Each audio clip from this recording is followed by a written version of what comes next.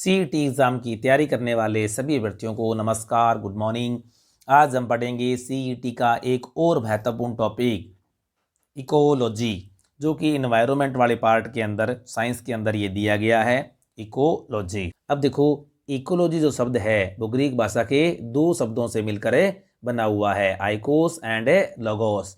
आइकोस का मतलब है हाउस एंड लोगोस का मतलब क्या है, स्टडी। अब हाउस का मतलब क्या है? हाउस का मतलब है जहाँ पर जीव जंतु या पेड़ पौधों के प्राकृतिक आवासों से है, जहाँ पर वो रहते हैं, जहाँ पर वो अपनी वो ग्रोथ करते हैं। मान लो ये प्लांट है, इस प्लांट के आसपास में जितने भी जीव जंतु या दूसरी जातियों के अन्य जो पौधे रहते हैं उनके साथ में उसका क्या संबंध है, किस प्रकार का परिवेश है, उसकी स्टडी है वो किस में की जाती है, इकोलॉजी में की जाती है। अब देखो, इकोलॉजी शब्द का जो प्रयोग है सबसे पहले किसने किया? साइंटिस्ट रिटर ने किया। कब किया? 1968 में। और इसकी संपूर्ण व्याख्या किसने की? ध्यान रखना, संपूर्ण व्याख्या जर्मन वैज्ञानिक कौन था? Nest Haeckel. कब की? 1869 में। अब देखो, एक तो है इकोलॉजी और एक आता है हमारे पास में इकोसिस्टम। इकोसिस्टम या जिसे हम कहते हैं पारिस्थितिकी, इस शब्द का प्रयोग किसने किया? तो इस शब्द का प्रयोग सबसे पहले सर आर्थर ने किया। बहुत ही महत्वपूर्ण बात है, बहुत ही महत्वपूर्ण क्वेश्चन है। आपके इकोलॉजी में प्रश्न आगे से आए ना आए, ये चार प्रश्न यहाँ पर। सबसे पहले इकोलॉजी भाषा का शब्द है, ग्रीक भाषा का, किन शब्दों से मिलकर बना हुआ है? आइकोस एंड लोगोस। और किस वैज्ञानिक सबसे पहले प्रयोग किया? रिटर ने। और संपूर्ण व्याख्या किसने की? नेस्ट हिकेल ने। जबकि इकोसिस्टम शब्द का प्रयोग किसने किया? सर आर्थर ने। नेक्स्ट जो आता है अपने पास में, इकोलॉजी की डिफरेंट वैज्ञानिकों ने क्या है, अपने अपने ढंग से क्या है उसको परिभाषित करने की कोशिश की। और यहाँ से क्वेश्चन है, डेफिनेशन देखकर क्वेश्चन पूछ लिया जाता है। तो छात्रों, इस डेफिनेशंस को, इन किसी भी चीज़ को छोड़ना नहीं है अपने को। बहुत ही सिंपल सा है, एक या दो बार इस वीडियो को देखोगे, पढ़ोगे, नोट्स बनाओगे तो आपके याद हो जाएंगे। इससे पहले जिन साथियों ने वीडियो को लाइक शेयर सब्सक्राइब नहीं किया है, प्लीज़ चैनल को सब्सक्राइब करें। और पूरे का पूरा सिलेबस है आपको फ्री ऑफ कॉस्ट इसी एक चैनल पर मिलने वाला है। तो देखते हैं इकोलॉजी की परिभाषा, यानी इकोलॉजी को आप समझ गए होंगे, हिंदी में कहते हैं पारिस्थितिकी। अब देखो, पारिस्थितिकी की परिभाषा की बात करें, सबसे पहले वैज्ञानिक था टेलर। टेलर ने क्या बताया? पारिस्थितिकी समस्त जीवों के समस्त पर्यावरण के साथ संबंधों का अध्ययन का विज्ञान है। यानी समस्त जीव हैं वो पर्यावरण के साथ में किस प्रकार का संबंध रखते हैं, उसकी जो स्टडी की जाती है उसे हम कहते हैं इकोलॉजी।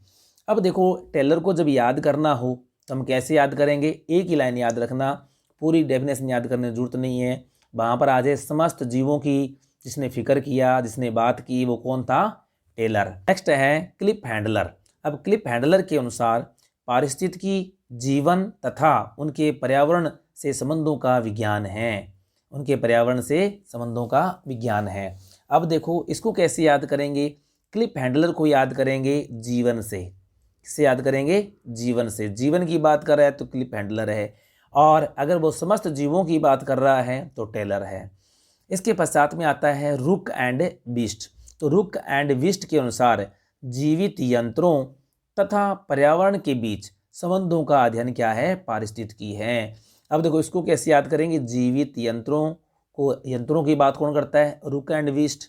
और जीवन की बात करता है हैंडलर, और समस्त जीवों की बात करता है वो कौन है? टेलर। तो इस प्रकार से पूरी डेफिनेशन याद न करके छोटे छोटे शब्दों के अनुसार क्या इन डेफिनेशनों को याद किया जाता है। नेक्स्ट है ओडम के अनुसार। अब देखो, अलग अलग वैज्ञानिक, पहले हमने पढ़ा टेलर को पढ़ा, उसके बाद में क्लिप हैंडलर को पढ़ा, फिर रुक एंड बिस्ट को पढ़ा।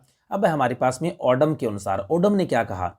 ओडम के अनुसार बहुत ही महान वैज्ञानिक, इकोलॉजी के अंदर बार बार इसका नाम आएगा ओडम का।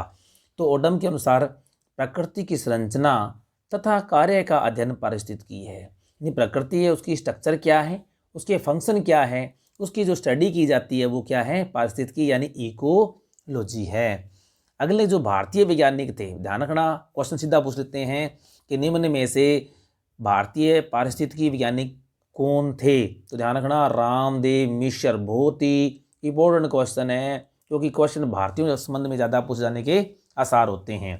तो ध्यान रखना, भारतीय पारिस्थितिकी वैज्ञानिक रामदेव मिश्र के अनुसार जीवों के आकार, कार्यों तथा कारकों की अन्योन्य क्रिया के अध्ययन को ही क्या कहते हैं? पारिस्थितिकी कहते हैं। यानी जीवों के आकार कैसा है, उनके कार्य क्या हैं, उनको प्रभावित करने वाले कारक और फैक्टर क्या हैं, उनके संबंध में जो कौन सी संक्रियाएं होती है, उनका जो अध्ययन है वो क्या है? पारिस्थितिकी है।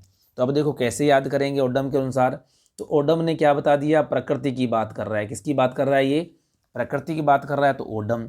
और अगर बात करें रामदेव जी की बात करें, तो रामदेव जी क्या कहते हैं? जीवों के आकार की बात करते हैं। तो आकार की बात करेंगे तो रामदेव जी। तो कुल मिला के अपने को इन वैज्ञानिकों को क्या है? याद करना है, इनकी डेफिनेशन याद करना है, क्योंकि सीधी डेफिनेशंस हैं वो वहाँ पर पूछ ली जाती है कि उक्त डेफिनेशन किस वैज्ञानिक ने दी, या किस वैज्ञानिक के अनुसार जीवों के आकार व कार्यों का क्या पारिस्थितिकी अध्ययन माना गया, या ऐसा मान लेते हैं किस वैज्ञानिक के अनुसार प्रकृति की संरचना तथा कार्यों का अध्ययन ही पारिस्थितिकी है, किस वैज्ञानिक ने कहा।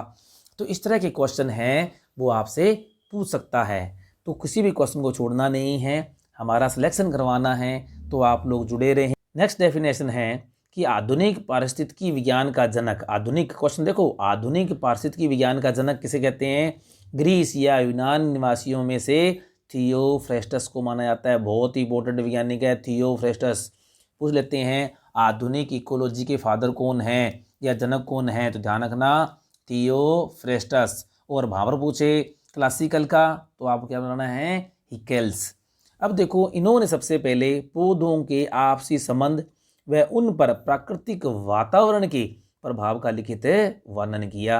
तो पूछ लेते हैं किस वैज्ञानिक ने सबसे पहले पौधों के आपसी संबंध व उनके प्राकृतिक वातावरण के प्रभाव का लिखित वर्णन किया? तो ध्यान रखना थियोफ्रेस्टस ने। अगले जो वैज्ञानिक हैं वो कौन है? टेंसले। तो टेंसले के अनुसार वातावरण के जैविक एवं अजैविक कारकों के समाकलन के परिणाम स्वरूप निर्मित तंत्र को क्या कहते हैं? पारिस्थितिकी तंत्र कहते हैं। अब देखो दो चीजें कह रहा है ये। तो टेंसले के अनुसार तो क्या है? वातावरण के जैविक व अजैविक, यानी जैविक और अजैविक कारकों की बात करेगा तो कौन करेगा? टेंसले। और लिखित वर्णन किसने किया? थियोफ्रेस्टस ने।